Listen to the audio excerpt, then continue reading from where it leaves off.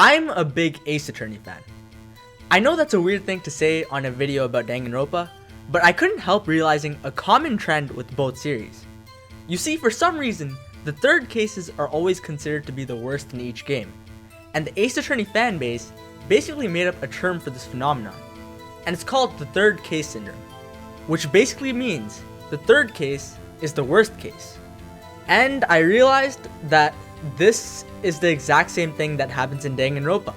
The third cases tend to be the least popular ones. So today, I want to focus on why this happens. Why are case 3s in Danganronpa considered the worst cases? Well, these cases all have common trends that make them unpopular. I think the most obvious one is that they're all double murders. There are two main problems with double murders. One, the cast is dying faster. Now in Danganronpa, you need people to die every once in a while. After all, the investigation and trial portion do seem to be the most enjoyable parts for most people. But at the same time, there is a higher chance a character will be more liked the longer they live. And even if you don't like these characters that live for a long time, chances are you'll find them more memorable because they had a lot of screen time. Chapter 3 sucks because there's a higher chance these chapters will kill a character that had a lot of potential for later on. Yes, chapter 1 and 2 will kill off characters that have potential.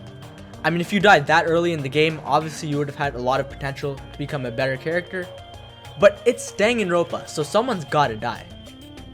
The problem with chapter 3 is now instead of one character losing potential, two characters are losing potential. In order to have a class trial, you only need one person dead. So having a second person die makes it feel like that second character is just wasted potential. The death didn't need to happen. And frankly, that character could have gotten more development and would probably be more liked by the fans if they lived longer. I think the best example of this, with no doubt, is Hiyoko. Originally, it seemed like Ibuki was the only one dead, but then they had to kill Hiyoko, a character who was just starting to get her character development, but ended up getting killed before that could happen. Now, I can't speak for anyone else, but when Hiyoko ended up dying, I didn't really like her that much. I didn't think she was the worst character to ever exist, but I always think about how much more I would like her if she lived and completed her character development. The second problem with double murders is the setup of the crimes. Since two people are dead, double murders are usually going to be more complicated. More complicated to solve, but also more complicated for the writers to write. You see, double murders can get really messy because now there's going to be more evidence left behind, and you have to explain why the culprit killed two people when it's easier to kill one. Complex cases can be good, but when they're poorly explained, they can also be bad. I think the first game's third case is the worst when it comes to complexity because it's needlessly complicated for no reason. I mean, the entire plan of making the Robo Justice suit, putting Hiro in it, and then Hifumi killing Ishimaru, and then Celeste killing Hifumi is one of the worst plans I've ever seen. There is no reason to kill two people, as it just left behind more evidence. Now, DR2 had a better reason for having a double murder, and that's because Hiyoko stumbled in on Mikan's murder plan, and that is why Mikan killed her. But the problem with this is since it's accidental like this, the second murder isn't really that interesting. Mikan just kills Hiyoko somehow using an unknown murder weapon, and ultimately the case focuses mostly on Ibuki and barely has any focus on Hiyoko's murder.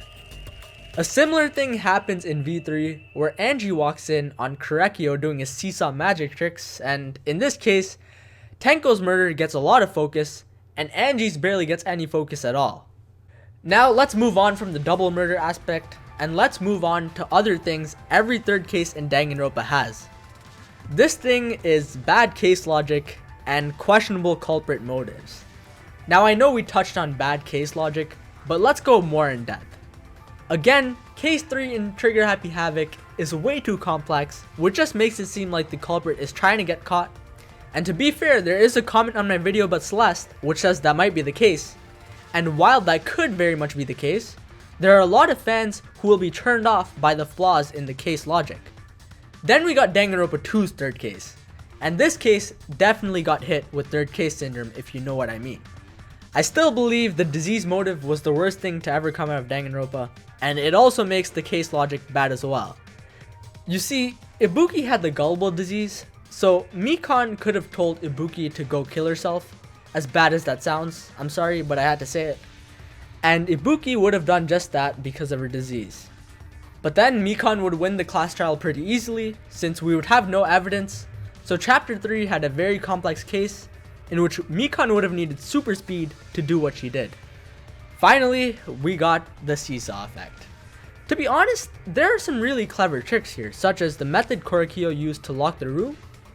But the main complaint with this trial is that he didn't have to kill Tenko at all. He made it very obvious that he killed Tenko by taking charge in the seance. And it was only because of Tenko's murder that we figure out Kyo kills Angie as well. So essentially, these cases all suffer from the problem of having cases that are more complex than they need to be, and it really puts the culprit's intellect into question. However, we're not finished here. There's not one, not two, but 3 trends that make the third cases the least popular. We got double murders, case logic, and finally, the culprits.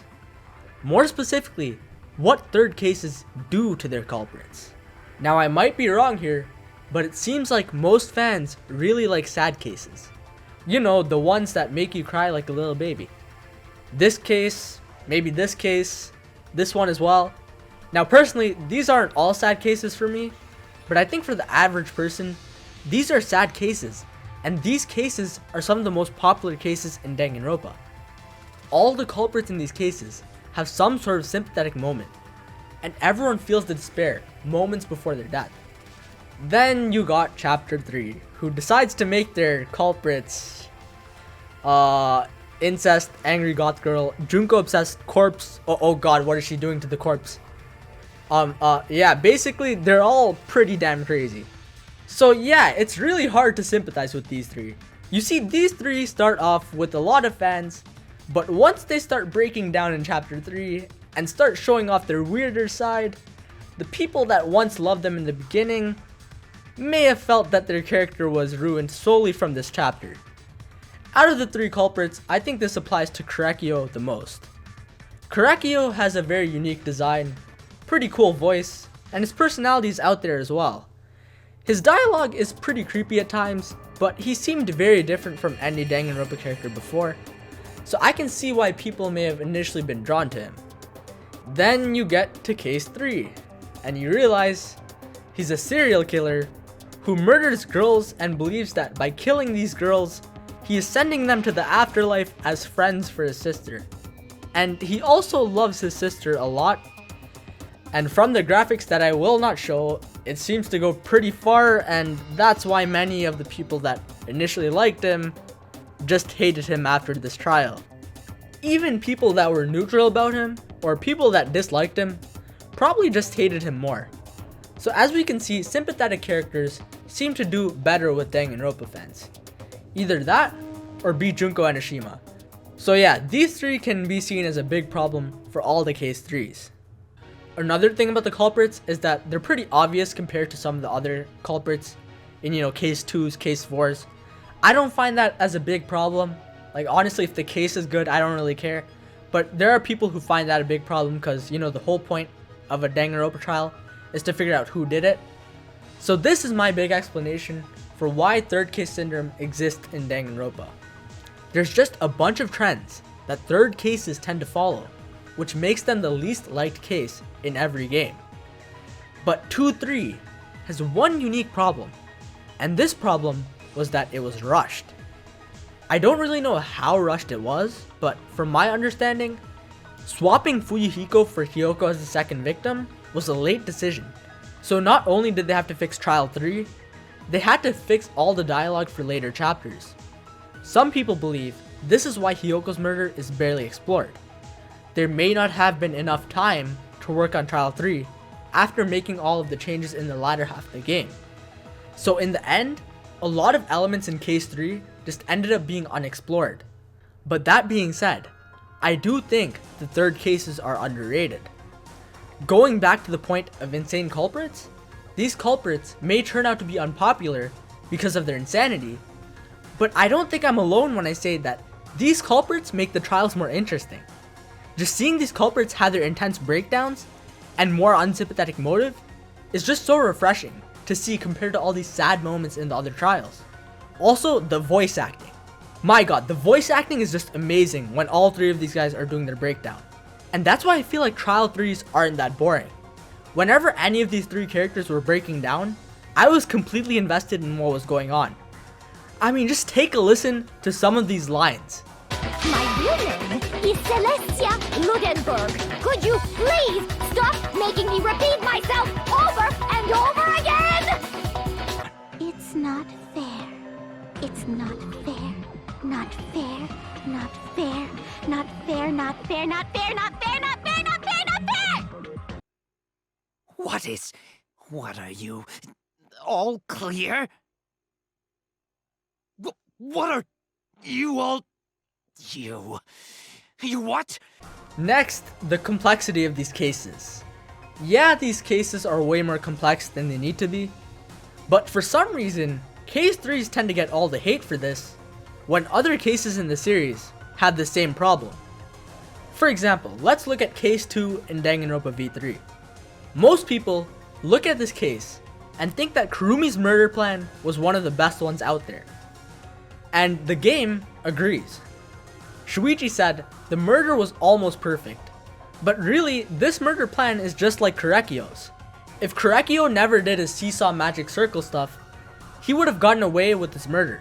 Likewise, if Kurumi never decided to do all this rope stuff and move the body, she would have gotten away with the crime as well.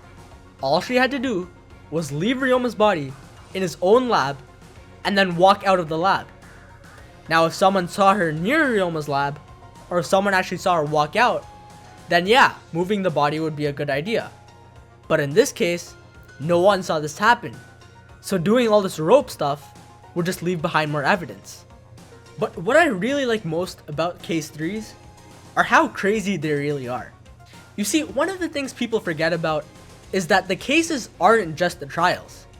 There's also the investigations and the moments leading up to the body discovery announcement. And in my opinion, Chapter 3s have some of the best body discoveries ever. In 1-3, there's a lot of urgency.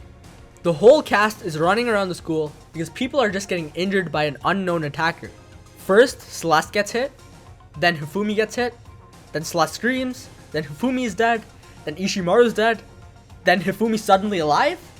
Now, I probably messed up the order of events here, but that's a really fun part of the game, just because so much happens at once. Now let's look at 2-3.